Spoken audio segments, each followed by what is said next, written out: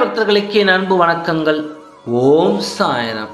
என் அன்பு குழந்தையே, உன்னிடம் ஒரு சந்தோஷமான செய்தியை சொல்லிவிட்டு போகலாம் என்று வந்துள்ளேன். உன் சாயப்பா நான் சொல்கிறேன், சொல்ல வருவதை முழுமையாக கேள். இப்பொழுது உன் துணை என் அருகில், அவரது மனம் என் கையில். இப்பொழுது நான் சொன்ன அறிவுரையை அவர் கேட்டு அவருக்கு உன் மீது அன்பும் பாசமும் அதிகரித்து விட்டது.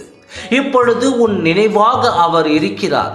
எப்பொழுதும் சொல்வதைப் போல் சொல்கிறார்களே சாயப்பா என்று நீ கேட்காதே. இப்பொழுது நான் சொல்வது சத்திய வாக்கு. உன் சாயப்பா மீது சந்தேகம் இல்லாமல் மன உறுதியோடு ஆழ்மனதில் நம்பிக்கையோடு கேள்.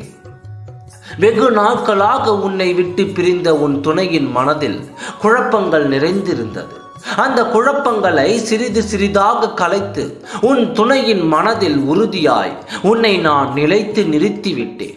இன்று மட்டுமல்ல, என்றும் இனி உங்களுக்குள் பிரிவு என்ற வார்த்தைக்கு இடமில்லாமல் நீங்கள் இருவருடன் நீடோடி வாழப் போகிறீர்கள். எந்த குறையும் இல்லாமல் 16 செல்வங்களையும் பெற்று பெருவாழ்வு வாழப் போகிறீர்கள். நீ இத்தனை நாள் கண்ணீர் விட்ட கண்ணீர் உன் பாவங்களையும் உன் கர்மாக்களையும் கரைத்து இனி உனக்கு மகிழ்ச்சியை மட்டுமே உன் வாழ்க்கைக்கு கொடுக்கப் போகிறது. உன் வாழ்க்கையில் நீ சகித்து கொண்டு கண்ணீர் விட்டு கொண்டு இருந்தாய் அல்லவா? எதற்கு சாயப்பா எனக்கு இந்த வாழ்க்கை, என்னை நீங்களே அழைத்து செல்லுங்கள் என்று கூட நீ கேட்டாய். அப்பொழுது என் மனம் எப்படி வலித்தது என்று தெரியுமா? நீ இதை சொல்லிவிட்டு உன் வேலையை கவனிக்க சென்று விடுகிறாய். ஆனால் உன் சாயப்பாவோ அந்த வார்த்தையை நினைத்து நான் வேதனைப்பட்டேன். என் குழந்தையின் வாயிலிருந்து இந்த வார்த்தை வர வேண்டும் என்றால் எத்தனை கண்ணீர், எத்தனை வேதனை பட்டிருக்க வேண்டும்.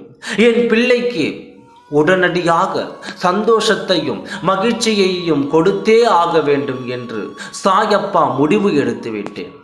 என் குழந்தையின் வாழ்க்கைக்கு நான் தான் அல்லவா பொறுப்பு. அப்படி இருக்கையில் அந்த பொறுப்பை எப்படி நான் தட்டி கழிப்பேன்? இப்பொழுது என் வார்த்தைகளை கேட்டுக்கொண்டு இருக்கும் என் அதிர்ஷ்டசாலி குழந்தைகளுக்கு உன் துணை உன்னை தேடி விரைவில் ஓடி வரப் போகிறார். உன் வாழ்க்கையில் உனக்கு மகிழ்ச்சி மட்டுமே உனக்கு நிலையானதாக இருக்கும். சந்தோஷமாக இரு. ஓம் சாய்ராம். நன்றி, வணக்கம்.